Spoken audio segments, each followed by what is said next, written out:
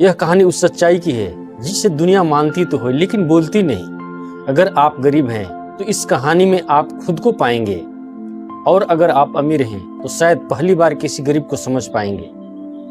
इस दुनिया में सबसे बड़ा झूठ यह है कि इंसान की इज्जत उसके कर्म से होती है। नहीं दोस्त, इस दुनिया में इंसान की इज्जत उसकी औकात से होती है।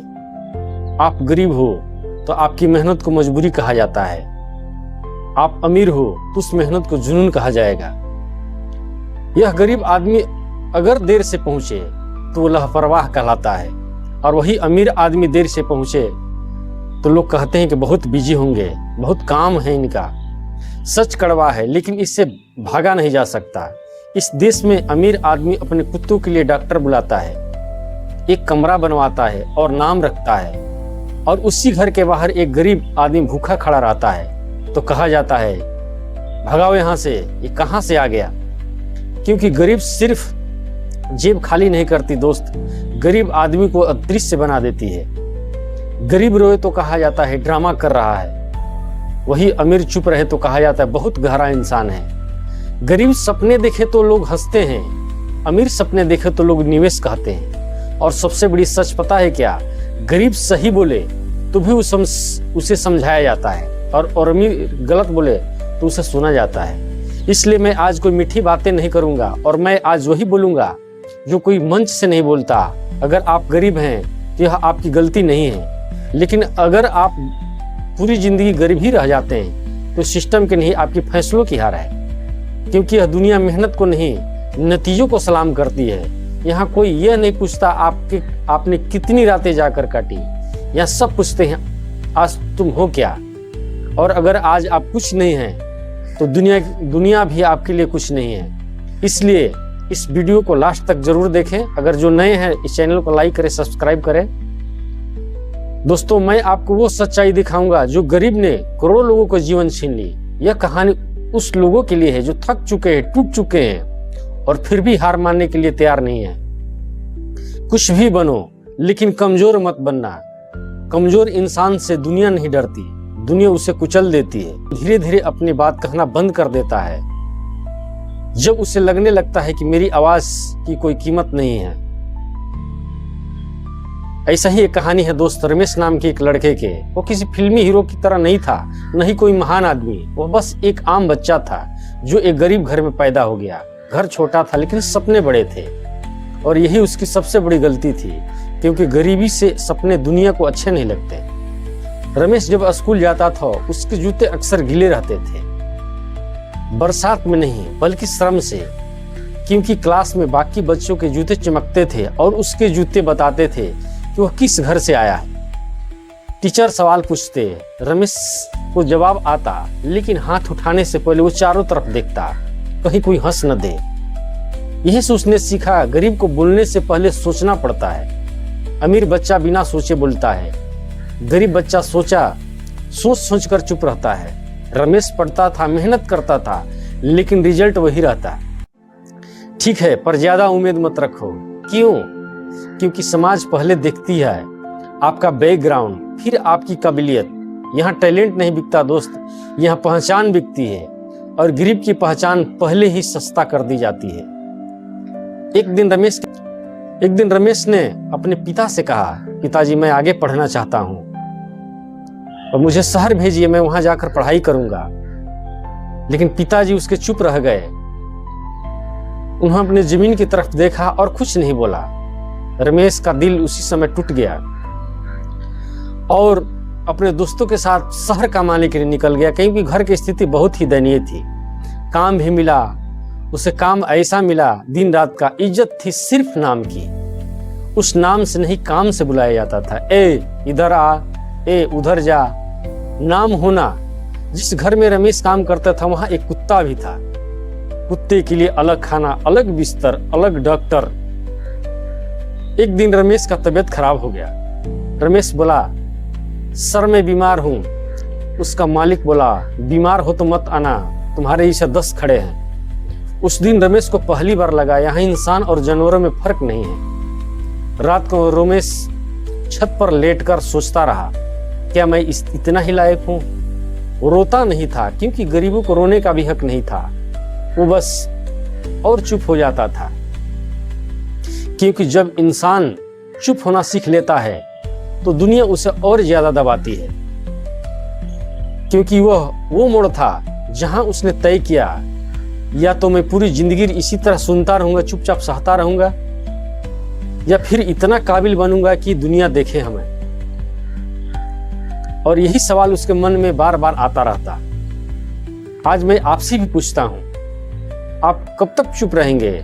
कुछ जख्म ऐसे होते हैं जो दिखते नहीं, लेकिन इंसान को अंदर से बदल देते हैं। रमेश के साथ भी यही हो रहा था। वो अब भी मेहनत करता था, अब भी समय पर काम करता था, लेकिन उसके भीतर कुछ टूट चुका था। अब वो सिर्फ थका हुआ नहीं था, वो अनदेखा किया गया इंसान था। हमेशा एक ही बात उसके दिमाग में घूमती। हर सुबह रमेश उसी बंगले के गेट पर खड़ा होता जहां उसका नाम कोई नहीं जानता था।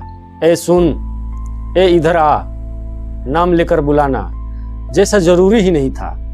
धीरे धीरे उसे एहसास हुआ, गरीबी पहचान नहीं, उसे सिर्फ इस्तेमाल किया जाता है। छोटी गलती बड़ा गुनाह। एक दिन रमेश थोड़े लेट हो गया। कोई बड़ी बात नहीं थी, सिर्फ 5 मिनट। लेकिन मालिक की आवाज इतनी जोर से गूंजी, तुझे पता है तू किसके यहाँ काम करता है? रमेश चुप रहा, क्योंकि गरीब की सफाई कभी सुनी ही नहीं जाती। अमीर की गलती समझ ली जाती है, गरीब की गलती सजा बन जाती है जब तुलना इंसान से नहीं औकात से होती है। उस दिन भी रमेश चुपचाप काम करता रहा।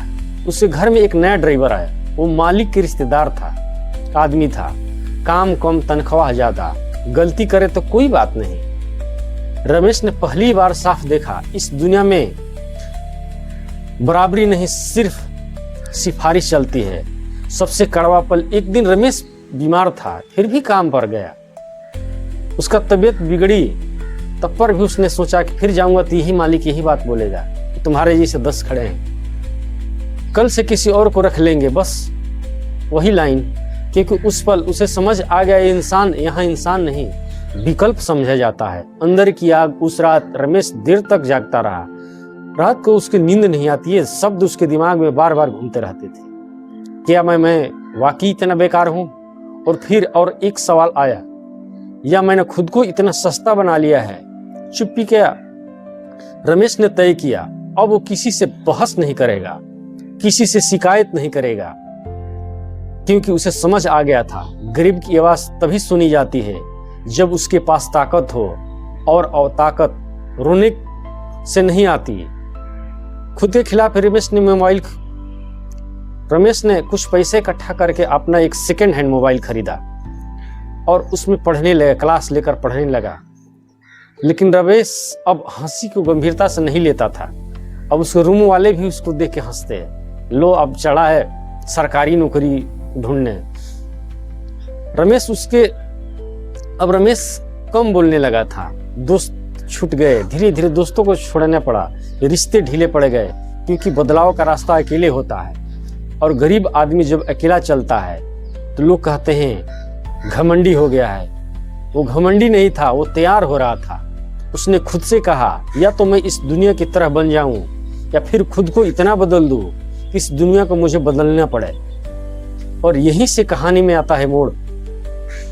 सबसे मुश्किल दौर, संघर्ष कभी शोर मचाकर नहीं आता, वो चुपचाप आता है और इंसान की नींद, रिश्ते और आराम सब छीन लेता है।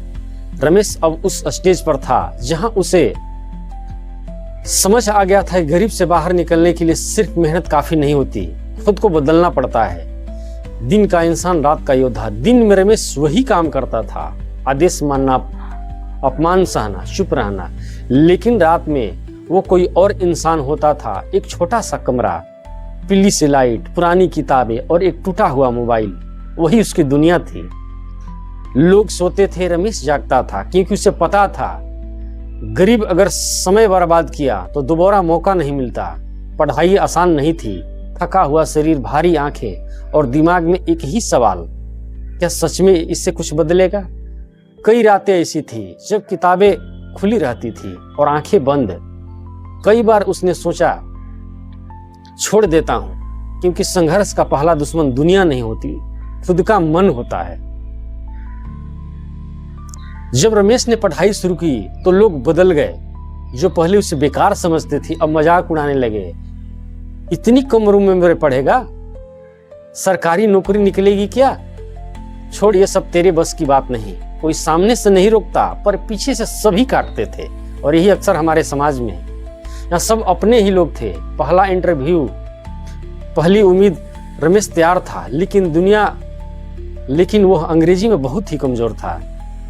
रिजेक्शन आया और फिर आया, लेकिन वह फर्क था। अब रमेश रोता नहीं था, वो नोट करता था कहाँ कमी रह गई। यहीं से वो इंसान बदल रहा था, क्योंकि जब इंसान रोने की जगह सीखने लगे तभी असली ग्रोथ होती है। एक दिन रमेश ने शीशे में खुद को देखा। वो वही इंसान था, लेकिन अंदर से नहीं। अब वो चुप नहीं था, वो तैयार था। उसने खुद से कहा, दुनिया आज मुझे कमजोर समझ रही है, लेकिन बहुत जल्द इसे अपनी गलती माननी पड़ेगी। जब मेहनत को पहचान मिलती है दोस्त, दुनिया उसे टैलेंट कहने लगती है। रमेश अब उसी मोड़ पर खड़ा था। वह सुबह जो अलग थी, उस दिन सुबह रमेश की आंख अलार्म से नहीं खुली, दिल की धड़कन से खुली, क्योंकि उस दिन एक कॉल आने वाली थी। जो इंटरव्यू दिया था उसका रिजल्ट। वो जानता था यह कोई आखिरी मौका नहीं है, लेकिन अगर ये भी नहीं हुआ तो मन को संभालना और मुश्किल हो जाएगा। फोन बजा। एक पल को उसको काल काटने का मन किया, क्योंकि गरीब आदमी को अच्छी खबर से नहीं, खबर से भी डर लगता है। पहली जीत। फोन के दूसरी तरफ सिर्फ एक लाइन थी, आप सिलेक्ट हो गए हैं। कोई शोर नहीं था, कोई नाच नहीं थी। रमेश बस चुपचाप बैठ गया, क्योंकि कुछ जीतें आंखों से नहीं, सीने से बहती है। उसकी आंखें नम थी, लेकिन चेहरे पर मुस्कान था, क्योंकि वो जानता था यह शुरुआत है। बदली हुई जगह, वही इंसान, नई नौकरी, नया ऑफिस, नई कुर्सी, कंप्यूटर, सब कुछ नया था। लेकिन रमेश खुद को नया महसूस नहीं कर रहा था, क्योंकि वो जो इंसान गरीबी देख चुका होता है, वो आराम में भी चौकन्ना रहता है। उसने अभी देर होने का डर था, गलती करने का डर था, क्योंकि गरीबी आदमी के दिमागों में हमेशा बैठी रहती है। और ये खबर अपने घर में बताया कि पिताजी, मेरी एक चीफ मैनेजर की नौकरी लगी है, एक कंपनी में अच्छी सैलरी है, 70-80 हजार के आसपास तनख्वाह है। घर वाले लोग भी बहुत खुश हुए कि वाह। रमेश को अब समझ है कि आ गया था, कुछ चीज कुर्सी बदली है। सबसे कड़वा एहसास एक दिन उसे उस इलाके में किसी काम से जाना पड़ा जहां वो काम करता था। वही बंगला, वही गेट, लेकिन इस बार वॉचमैन ने दरवाजा खोलकर कहा, आइए सर। रमेश का दिल एक पल के लिए रुक गया, क्योंकि उसे याद आ गया जब वो यहीं खड़ा रहता था और कोई उसे देखने तक नहीं आता था। लोग कैसे पलटते हैं। पुराने जान पहचान वाले कॉल करने लगे, भाई बहुत आगे निकल गए, हम तो पहले से जानते थे।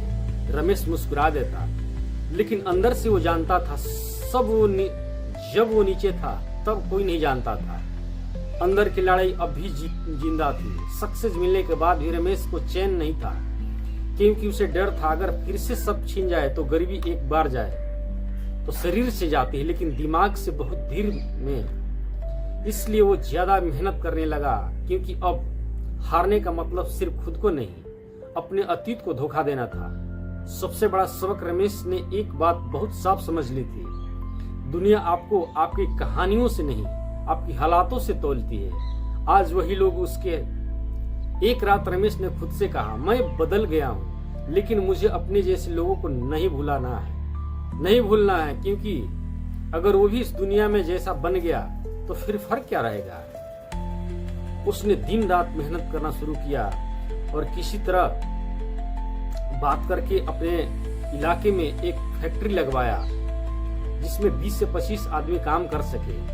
और उसमें जो गांव में उनके घूमते थे, जिनको रोजगार नहीं मिलता था, उनको वहां नौकरी दिलवाया, और उनको भी 10-12 हजार 15 हजार की जॉब मिल गया। वो भी खुशहाल रहने लगे, अपने परिवार, अपने बच्चों के साथ रहने लगे। धीरे धीरे इसका नाम उस गांव में, उस समाज में फैल गया।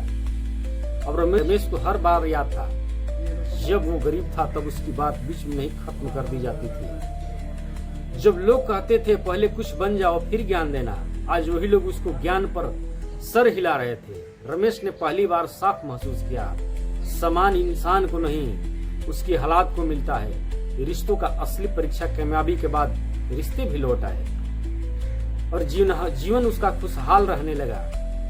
दोस्तों, ये होता है क्योंकि बिल गेट्स ने कहा था, गरीब घर में पैदा होना बुरी बात नहीं, लेकिन गरीब घर में पैदा होकर गरीबी में मर जाना सबसे बड़ा अपराध है। इसलिए दोस्तों, अपने आप को इतना मजबूत बनाओ कि समाज में मान सम्मान इज्जत प्रतिष्ठा आपकी और आपके परिवार की हमेशा बना रहे। इसलिए अभी समय है, झोंक दो अपने सपनों के ऊपर, लगातार मेहनत करो, तब आप बिल्कुल सफल होंगे। अच्छे जॉब पकड़ेंगे, अच्छी जगह आपकी नौकरी मिलेगी और आप खुशहाल रहेंगे। दोस्तों, अगर ये कहानी आपको कैसी लगी